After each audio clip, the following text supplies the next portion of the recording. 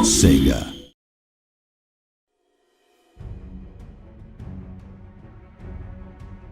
Hello and welcome to the Battle Magic Spotlight for Total War Warhammer. In this video, we'll explain how the magic system works in Total War Warhammer and how you can use it to your advantage to best the many enemies you will encounter in the old world. On the battlefield, characters use power from their winds of magic to cast their spells. Power is represented by the large glass orb in the bottom right of the screen. The smaller bar to the right of the orb is the power reserve. The power reserve does not recharge. However, depending on how you've upgraded certain magic users, they can use abilities that give a small boost to the power reserve, giving you just that little extra bit to get off a spell in a time of need.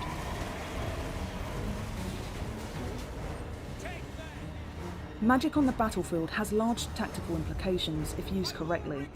A light wizard, for example, can cast the Net of Amintog in an area to momentarily paralyse enemy movement. Then, the light wizard could cast Banishment, an 18-second vortex spell that can tear through those bogged down enemies, disrupting their formations and causing large magical damage to all in its path. This type of 1-2 combo is perfect for enemies coming through tight spaces such as broken down walls or streets. However, combining spells such as these doesn't come cheap, and spending the majority of your winds of magic in large lump sums is always risky, as spells such as vortexes are unpredictable and have the potential to backfire. Some spells can be used to completely catch your enemy off guard.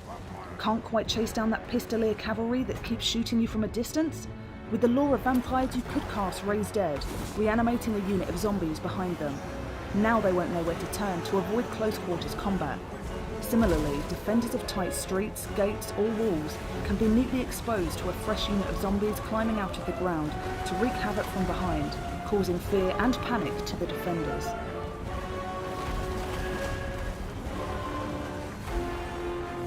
The Winds of Magic isn't all about who has the bigger spell, rather, it rewards those with the deepest knowledge of units on the battlefield.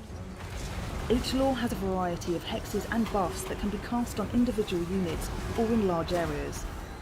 If your particular army or unit is vulnerable to something, you can usually counter it with some sort of spell. Balk or Fix It from the Law of the Little War causes a minus 24% to speed and a minus 18% to charge bonus in a 30-metre radius. This is a perfect example of a charge defence spell. Best used when a cavalry charge is incoming. The enemy cavalry will count for nothing as they travel through the area of the hex and have a flavourless, exhausted impact when it's hit the front line. It's also imperative that you learn your lore through and through, as spell categories have their own variations in behaviour. Taking vortexes, for example, Chain Lightning is a strong damage-dealing spell. The Purple Sun of Xeris does less damage, but is more of a disruptor, pulling units out of formation and hurling them around the battlefield. Wind of Death is a straight line vortex that will ricochet off walls, giving it a large damage spread.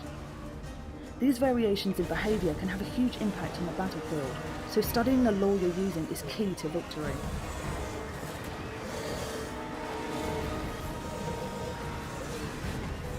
Not all races in Total War Warhammer access the Winds of Magic in the same way. The dwarves, for instance, have a natural resistance to magic and are mistrustful of the dark arts. They rely instead on runesmiths who bind the Winds of Magic to create powerful runes, which can be activated during a battle.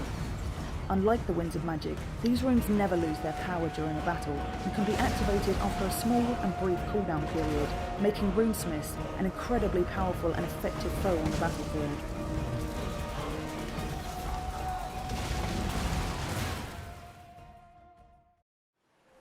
The Winds of Magic in a province change the availability of magic in any battle fought there.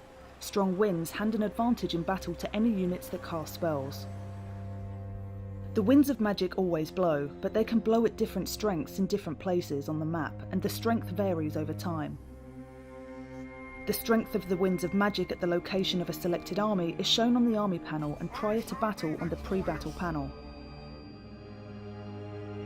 The strength of the Winds of Magic in any province may be increased or decreased by certain stance or heroic actions. I am in ascent. There are a variety of magic users in Total War Warhammer, each with their own tech tree that allows you to choose and upgrade the spells you want to unlock for that particular character. These unique lords, heroes, and units have access to different laws of magic. A Bright Wizard, for example, has access to the Law of Fire, while a celestial wizard has access to the law of heavens. Each law of magic has 6 unique spells to choose from, some of which can be overcast. Overcasting allows for greater power and duration of spells for an increased Winds of Magic cost. However, overcasting also comes with a 50% miscast chance, meaning your spellcaster could potentially harm themselves. That's all for our Battle Magic Spotlight in Total War Warhammer. Subscribe for more Total War Warhammer videos and connect with us on social media to get the latest news and exclusive content.